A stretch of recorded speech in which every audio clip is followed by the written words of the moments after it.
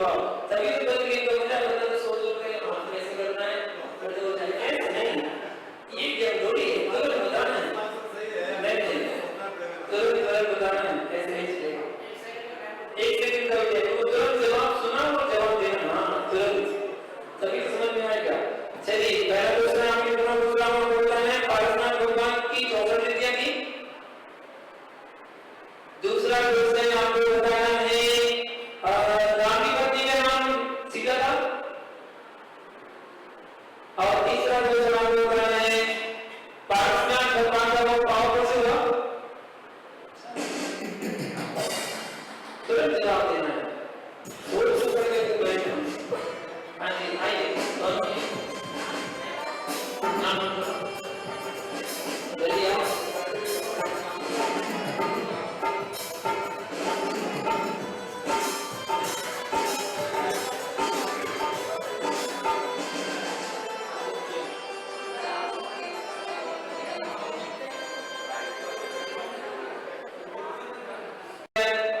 और आपको बताना है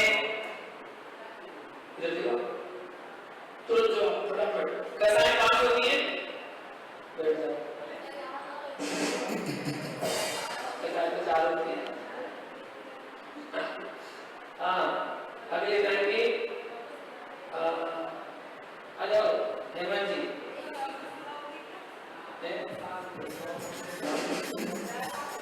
जी को जाओ जल्दी आओ।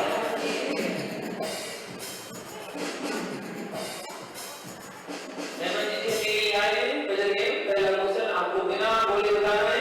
बताइए आप पांच होते हैं। बाहुबली भगवान की प्रतिमा 57 होती है। और तीसरा क्वेश्चन नजरों मिला देते हैं। अच्छा तीसरा क्वेश्चन बहुत सरल पूछ लेता हूँ। आपको बताना आदिनाथ भगवान का मोक्ष समय से कैसे हुआ। प्रत्यक्ष क्या है इतना जन्म से सच्ची का भाई। हाँ करा था।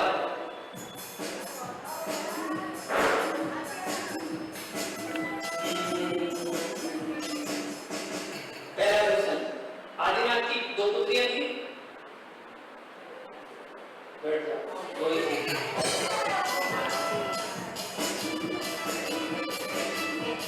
आदिनाथ की पुत्रियां थी क्या हुई सुनी। अरे तुम चलो अब आएंगे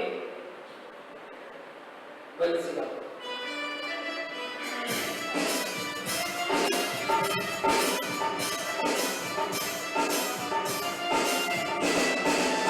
पहला क्वेश्चन वेदव्यास के मूल में पार्श्वनाथ भगवान। दूसरा क्वेश्चन पार्श्वनाथ का वंश पावक से हुआ।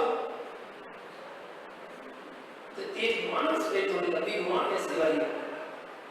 तीसरा क्वेश्चन और अंतिम क्वेश्चन आपको बताना है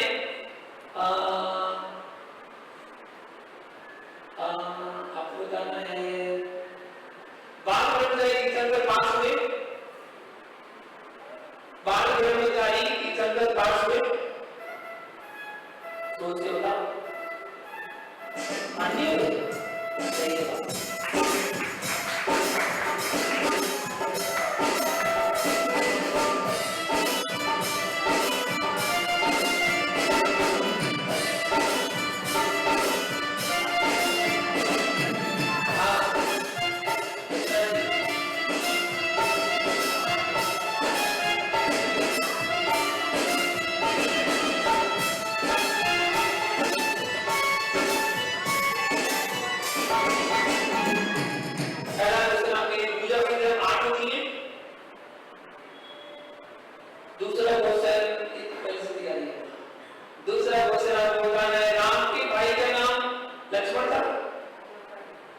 तीसरा क्वेश्चन सीता और मंदोदरी बहन थी दोनों।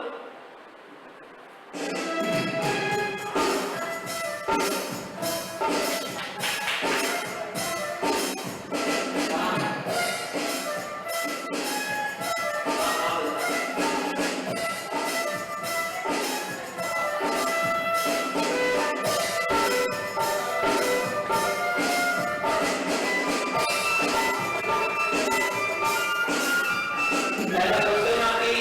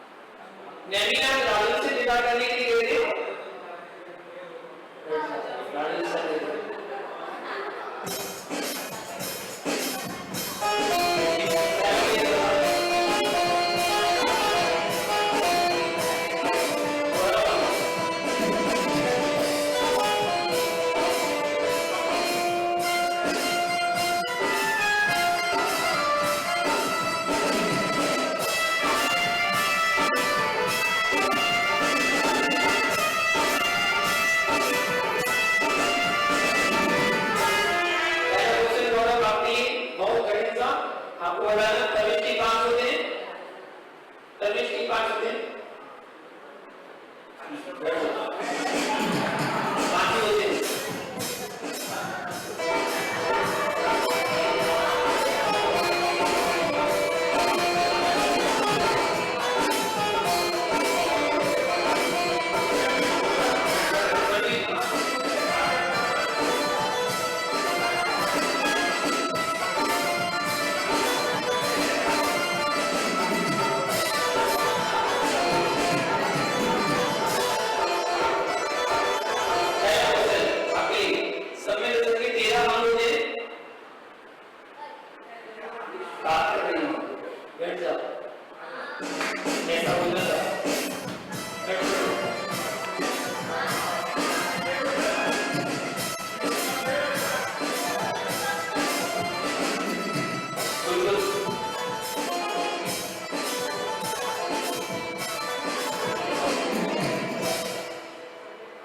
पहला क्वेश्चन आपको बताना है, 16वें तीर्थंकर का नाम शांतिनाथ स्वामी है?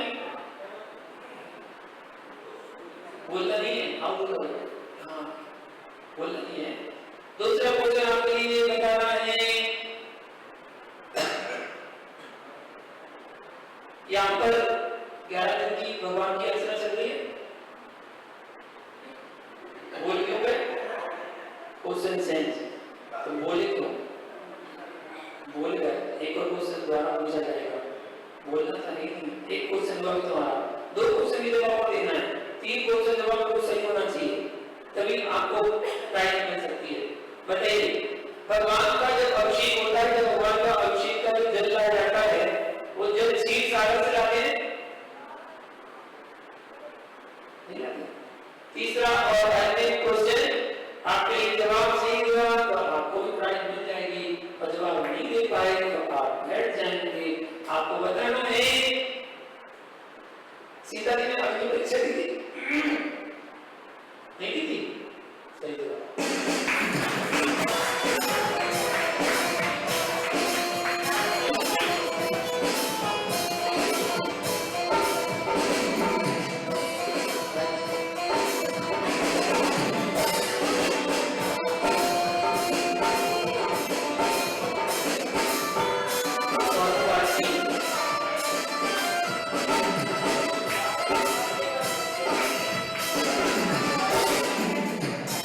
पहला क्वेश्चन आपको बताना है, दिगंबर साधु का चंद्रमास 3.5 महीने का होता है।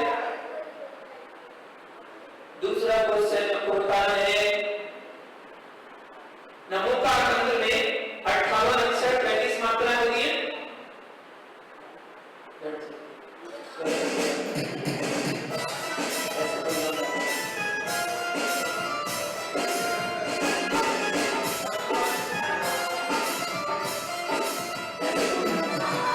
इस बार देखते जाना पक्का, इस बार नहीं पूछना, चलिए इसी में पूछते हैं तो। हाँ, पहला क्वेश्चन आपको बताना है, जल्दी बताना है, बाबा कौन से महावीर भगवान का वंश हुआ? दूसरा क्वेश्चन, गर्दन ज्यादा चलेगा। तीसरा क्वेश्चन, सभी शिखर से कैलाश पर्वत का, कैलाश पर्वत से सभी शिखर का, कैलाश पर्वत से आज्ञा भगवान का वंश।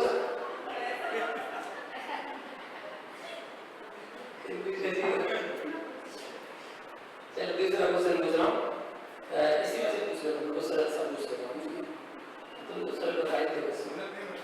हाँ, चालू तक में बकरी को नमोकार पूछना है। एक अंतिम क्वेश्चन, और अंतिम क्वेश्चन का जवाब आपको देना है, जवाब सही हुआ आप हाँ किताब में से पूछ रहा हूँ, आता नहीं से तो पूछ रहा हूँ, अभी तो जवाब दे पाओगे, कुछ तो पढ़ा होगा, एक बार पेज तो पढ़ा होगा, बिल्कुल नहीं पढ़ा। अच्छा चलो, और आपको बताना है, आपकी बेटा का नाम सोनम है? नहीं है? कौन है?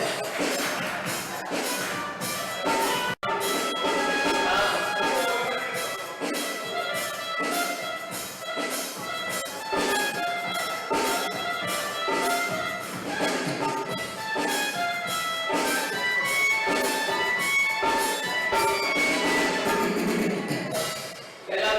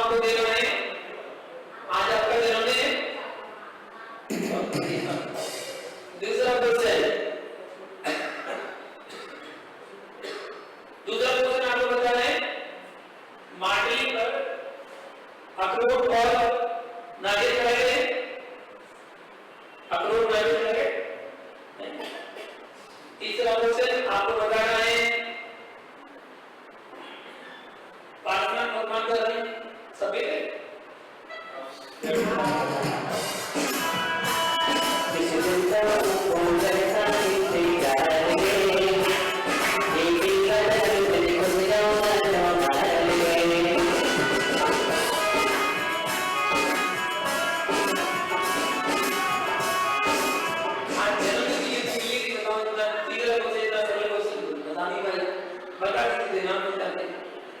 हाँ आपको बताना है 700 मुनि यात्रियों का अवसर विष्णु कुमार जी ने दूर किया था। दूसरा क्वेश्चन आपको बताना है अडिगनाथ भगवान का मुख समय शिखर से हुआ।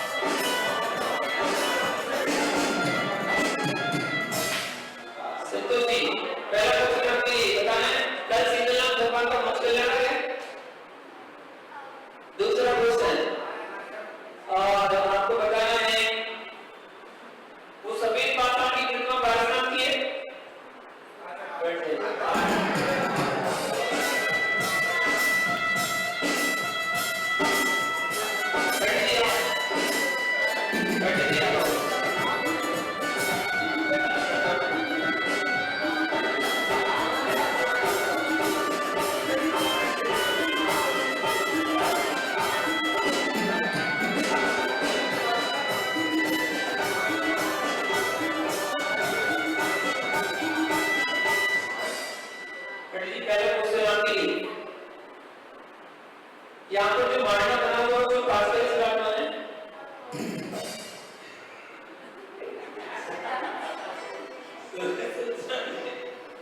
दूसरा क्वेश्चन आपके लिए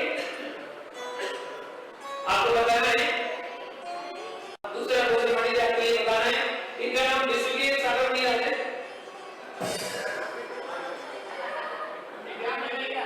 हमने पूछा आपका नाम विश्व के सागर है, बोले नहीं।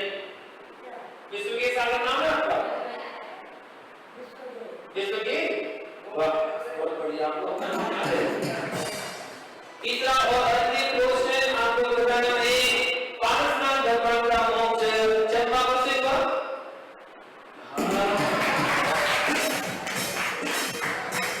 पंडित जी नाम में आ गए। हाँ आइए पीछे वाले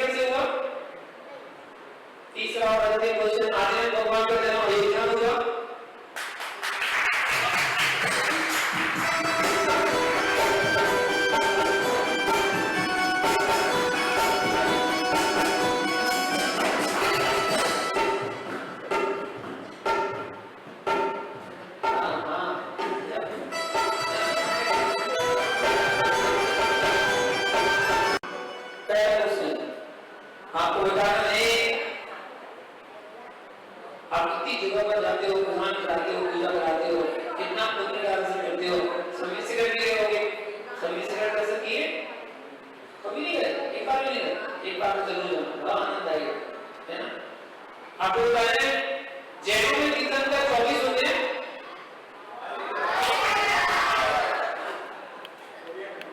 तो ये कब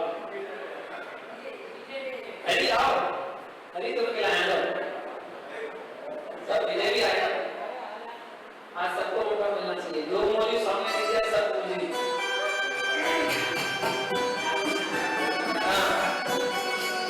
बोलना नहीं है पर गर्दन हिलानी है, ठीक है। अगर मैं जो बोलूं वो सही हो तो ऐसे करना और जो गलत हो तो ऐसे करना, ठीक है। ये करना है। पहला प्रश्न पूछ रहा हूँ, बताओ पद्मा की मूर्ति है? अरे समझ नहीं पा रहा। चलो विजय, विजय आए।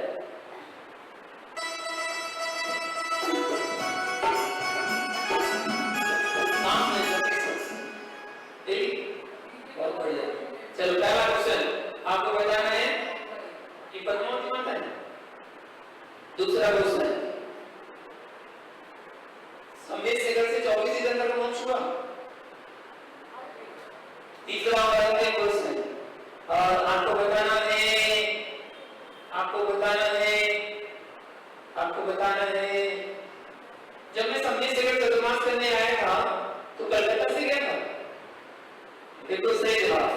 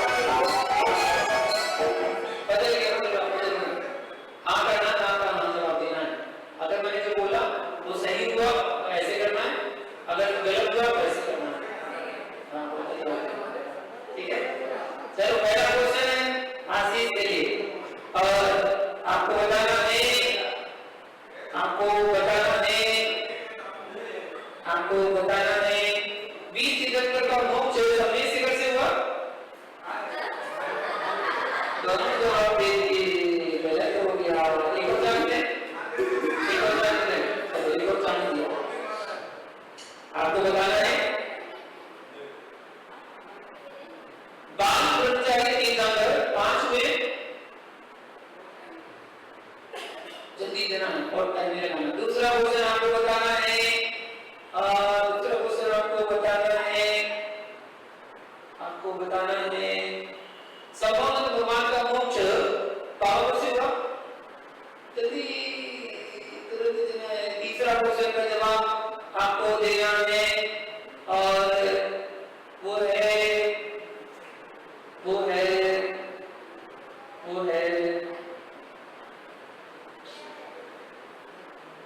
हाँ वो है, आपको बताना है महावीर भगवान की माँ का नाम दसला था।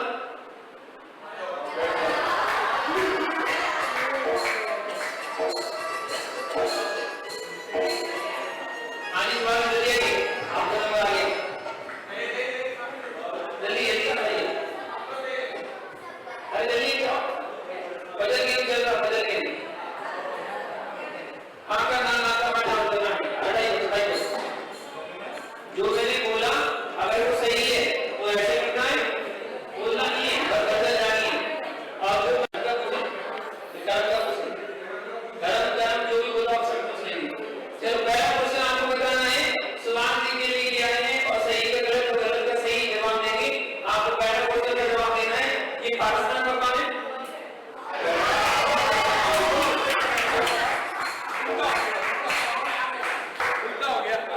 हाँ हमारे भी द्रौपदी जी के लिए लिया है, वैसे द्रौपदी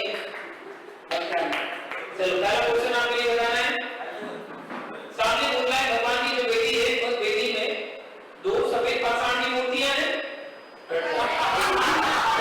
बताना है। और बड़ा सरल सा क्वेश्चन पूछ रहा हूं आपसे, बताना है संवेद शेखर से पाकिस्तान भगवान का मोक्ष हुआ है।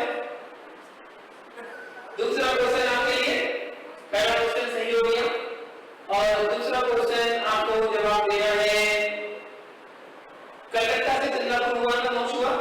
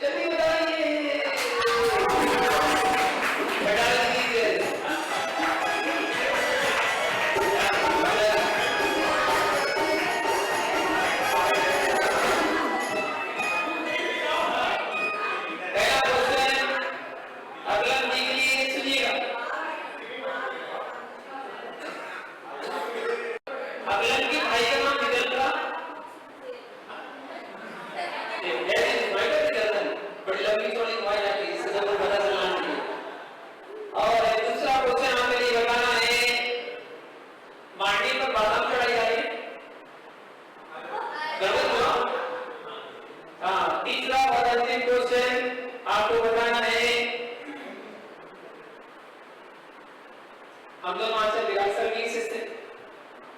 जल्दी बताओ, बैठ जाओ। इतना सोचने के बाद भी आओ।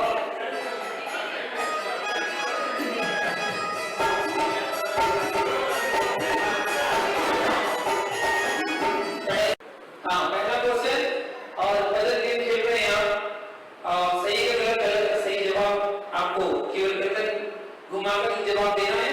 और पहला क्वेश्चन आपको बताना है, विष्णु कुमार मुनिराज ने 700 मुनिराजों का अवसर दूर किया था।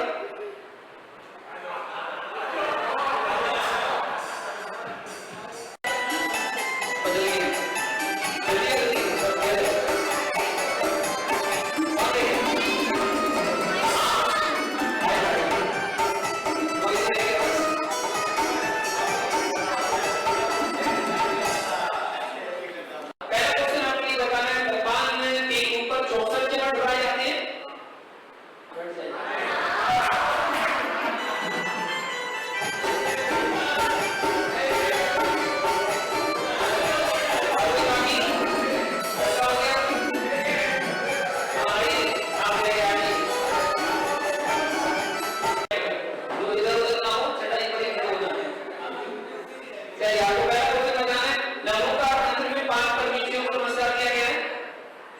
दूसरा क्वेश्चन आपको बताना है, शांतिनाथ भगवान, दुष्टनाथ भगवान, हरिनाथ भगवान, तीन भगवान जो हुए वो तीन पद के प्राणी हुए। डबल मालूम नहीं है, दूसरा क्वेश्चन पूछ लेते हैं। चलो आपको बताना है, ब्रह्मपुरी से महावीर भगवान का मोक्ष हुआ। तीसरा और अंतिम क्वेश्चन, सबने से 20 की जगह पर मोक्ष हुआ।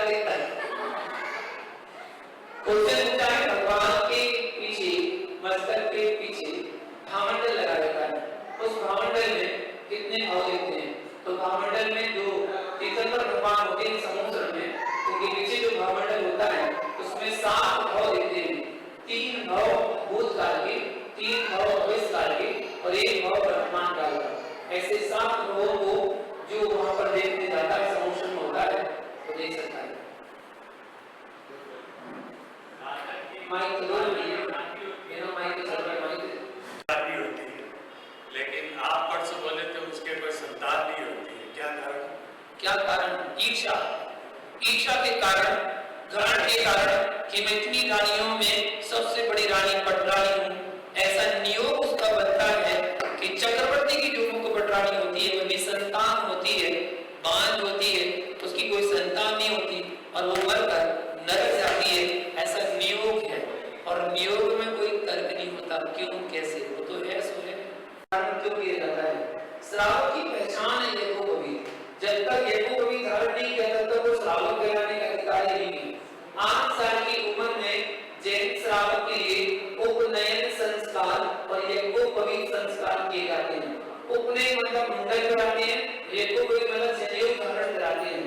और जब वो जनेऊ धारण करता है तब उसके अंदर योग्यता आती है कि अब वो श्रावक बन गया और श्रावक बनकर शनेश्वर भगवान का अभिषेक अपने हाथों से कर सकता है और साथ ही साथ दिगंबर मुनिराजों को आहार दान भी दे सकता है और साथ ही साथ उसके अंदर इतनी योग्यता आ जाती है कि वह दिगंबर मुनि दीक्षा भी ले सकता है।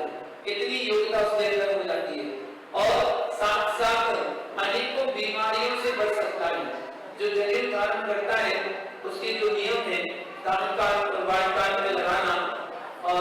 का सोच के लिए जो बताया गया है उससे अनेकों बीमारियां रुकती हैं। जिस समय लघु संकार्य करते हैं तो उस समय कान के पास जो नस होती है वो नस दबती है, इससे बीमारियां ठीक होती हैं। इसलिए जनेऊ धारण करना चाहिए। और ये जैन श्रावक का सबसे मुख्य अंग था। जैन श्रावक बनने के लिए इस श्रावक को ही धारण करना पड़ता था और तभी वो अभिषेक और आहार मान का अधिकारी होता था। आज जो परंपरा हमारे यहाँ से दूसरी जगह चली गई, हमारे यहाँ तो देखते रहे।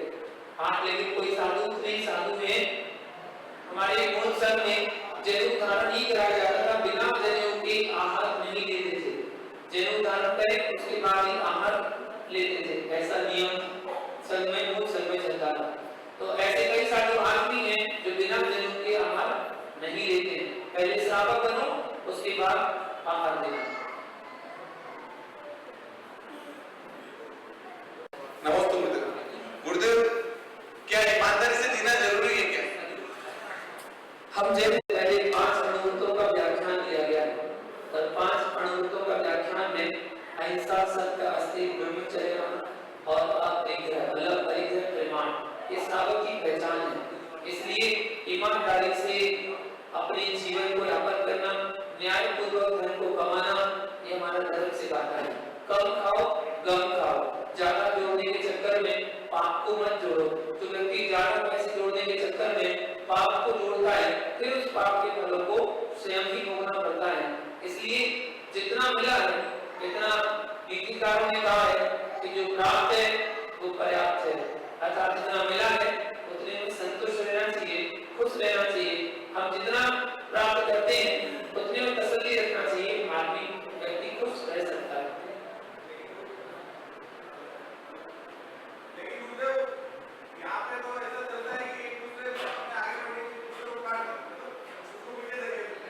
यही संसार है, यही संसार है। संसार में जब चतुर्गति घटना की कोई तो कारण होगी, वो यही कारण है। व्यक्ति अपना नहीं देखता है, दूसरे का देखता है। दूसरा अगर बढ़ रहा है तो उसको गिराने का प्रयास करते हैं, दूसरा अगर बढ़ रहा है तो उसको गिराने का प्रयास करेंगे। अगर वो उन्नति कर रहा है तो एक प्रकार कैसे भी होगा, उसकी उन्नति में बाधा उत्पन्न कराने वाले होते हैं। ये संसार का रूप है, संसार का नियम, संसार में यही दशा है। लेकिन उनका जो कर्म जो मानते हैं, उन कर्मों का फल उन्हें भोगना पड़ता है। उनके वजह से देखो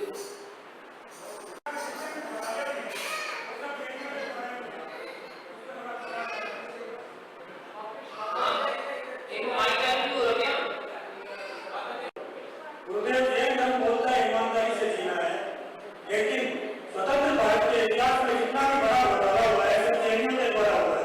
इस पर बड़ा घोटाला नहीं, गलत बात है आपकी, बिल्कुल गलत बात है। ऐसा नहीं है, ऐसा नहीं है। हमारे यहाँ जैन की इतनी पहचान होती थी कि जैन व्यक्ति, यदि कोई व्यक्ति ने कोई अपराध किया है और किसी जैनी ने अगर गवाही दे दी तो जजमेंट दे दिया जाता था। हमारे यहाँ ऐसे पहले होता था, ऐसा ही होता था।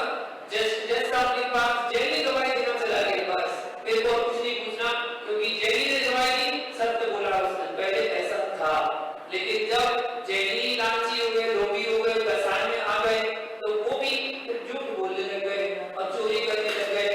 अरे तो पांचों पापों में लीन होने लग गए। तो जो जैनों का स्वरूप है वो हम स्वरूप अपना खो दिए।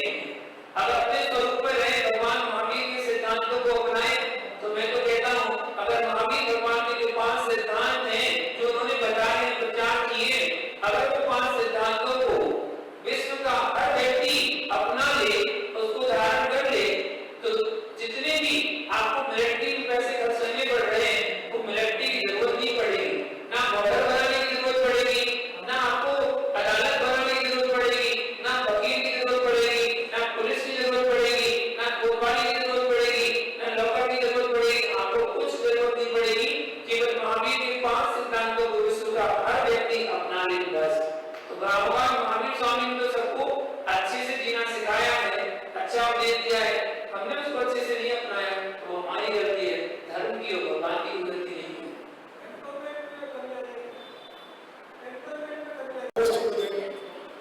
मेरे मन में एक बात है, मैं आपको पूछ रहा हूँ। बताइए। अपन जो अभिषेक करते हैं, शांतिदान करते हैं, अपन ऐसे तो शुद्ध करके करते हैं, लेकिन चटाई का उपयोग, चटाई में बैठ के शांतिदान या अभिषेक करना ठीक है कि नहीं? नहीं। अगर आप चटाई में धागे का प्रयोग करके पूजा अभिषेक में नहीं करना चाहिए, जिसमें आप शुद्धि से कर रहे हैं। और विशेष तौर पर भगवान का अभिषेक, जब अभिषेक कर रहे हो तो उस समय किसी भी चटाई में जिसमें धागा लगा हो या गोट लगी हो कपड़े की, उन पर अगर आपने पैर भी रख दिया तो आप अशुद्ध हो गए, और अशुद्ध अवस्था में आपने भगवान को स्पर्श किया वो अशुद्धि हो जाएगी, इसलिए नहीं करते। जहाँ पर मंदिरों में चटाई केवल सूत की बनती है, सूतली की और लकड़ी की बनती है, तो वहां पर उसमें प्रयोग कर सकते हैं, लेकिन वो चटाई अलग हो, पुजारियों के लिए ही हो तो ठीक है। लेकिन उन चटाइयों पर महिलाएं आकर बैठ रही हैं और पेंट शर्ट वाले कपड़े वाले बैठ रहे हैं और सूत्र पाठक वाले भी आकर बैठ रहे हैं, तो चटाई शुद्ध नहीं मानी जाती है। इसलिए जब आप अभिषेक करने आए, पूजा करने आए और शुद्धि पूर्वक आप करना है, तो विशेष तौर पर ध्यान रखना चाहिए कि चटाई आगे और पैर ना हो। अंदर में बड़ी शांतिधारा होती है, तो शांतिधारा में बड़ी शांतिधारा होती है, उससे भक्तामन के 48 अर्घ का वो होता है। तो उसमें एक मंत्र ऐसा भी है, खेलो सही पताड़म जॉब जॉब में, तो वो हम लोग की उम्र वाले आदमी को तो संतानोपति की जरूरत नहीं होती है, तो वो हम लोग बोलते हैं, तो वो गलत है या सही है? जिनको प्राप्त करने वाले मुनियों को नमस्कार करने के लिए करे गए हैं, ये तो आपने और हमने समाज में मिलकर उनको घटित कर दिया कि इस रिद्धि का जाप करोगे तो ये मिलेगा, इस रिद्धि का जाप करोगे तो ये मिलेगा। मानव मार्जन ने तो ऐसा नहीं लिखा था। मानव मार्जन ने तो केवल 48 श्लोक लिखे थे भक्तामर के, उन्होंने तो नहीं कहा था कि ओम श्री परम नमो जनानम। इससे पहले का की जाप है 45 नंबर की काव्य, जिससे बीमारियां ठीक होंगी, तो उसके लिए ओम श्री परम नमो केलो से बताना, नामों से बताना, ऐसी जाप करने के लिए उन्होंने तो नहीं बताया था। ये तो बनाए गए हैं जाप, और ये आप लोगों ने ही बनाई है, जो हमारे विद्वानों ने बनाए, उन्होंने बनाई है, इसलिए उसमें कोई दोष नहीं है। 48 जो रिद्धियां समाहित की गई है, 64 रिद्धियों को 48 मंत्रों में समाहित किया गया है, उसमें कोई बुराई नहीं। आप कभी भी जन्म का कर सकते, कहीं भी कर सकते।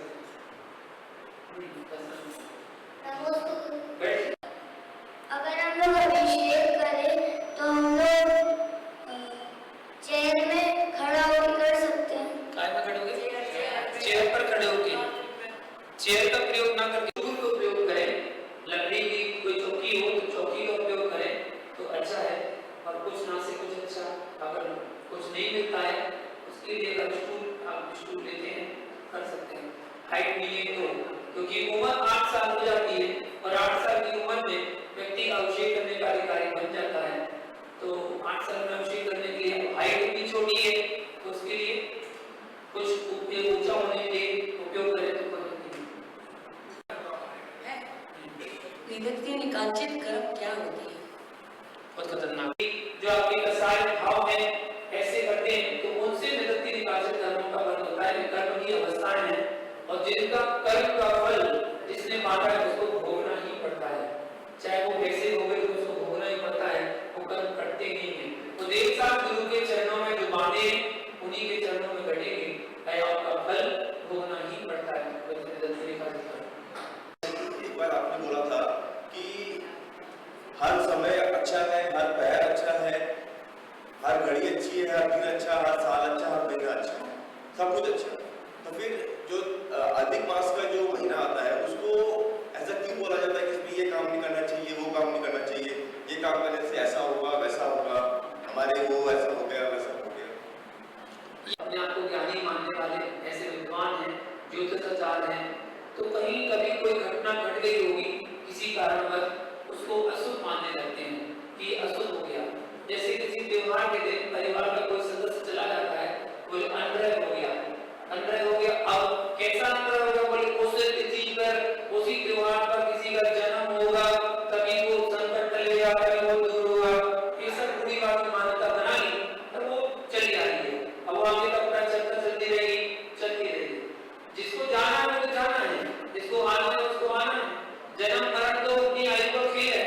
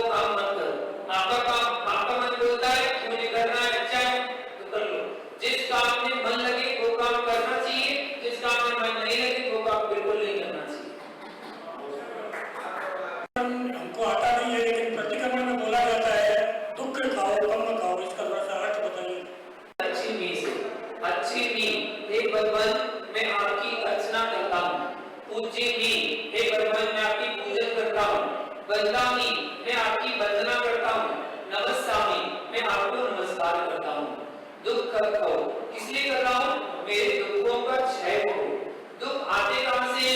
कम मत खो मेरे कर्मों का क्षय हो। कर्मों से दुख आते हैं, कम मत खो मतलब कर्मों का क्षय हो। कर्मों का क्षय होगा कैसे? कैसे होगा? तो दुख को कम मत खो वो ही ना हो, वो ही मतलब रत्नत्र। जब रत्नत्र प्राप्त करेंगे तभी कर्मों का क्षय होगा।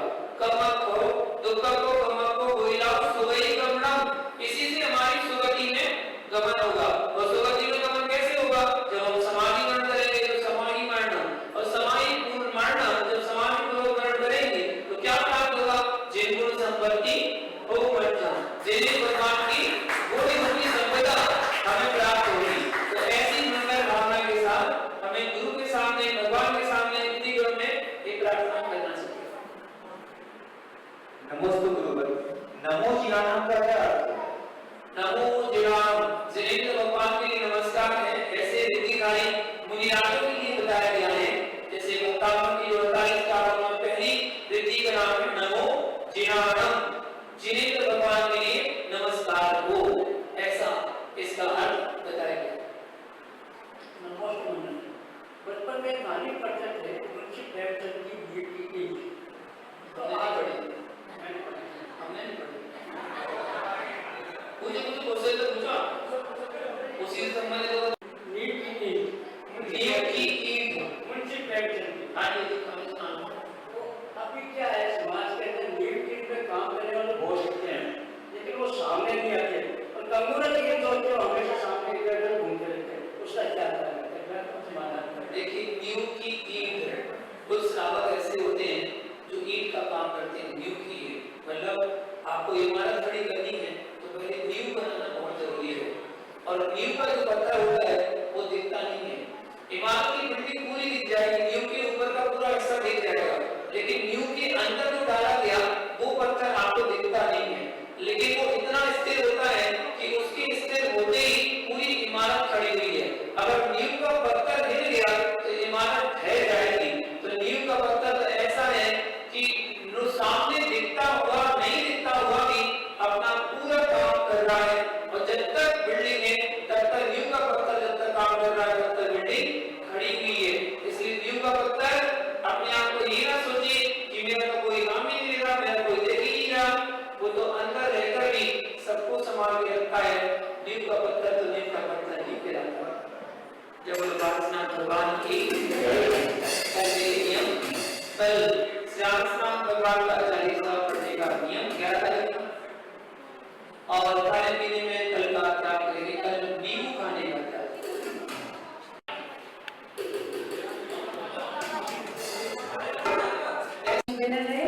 बसंत जी, आते जाइएगा और आते जाइएगा। वंशिका, रचना जी, गुरु आते जाइए।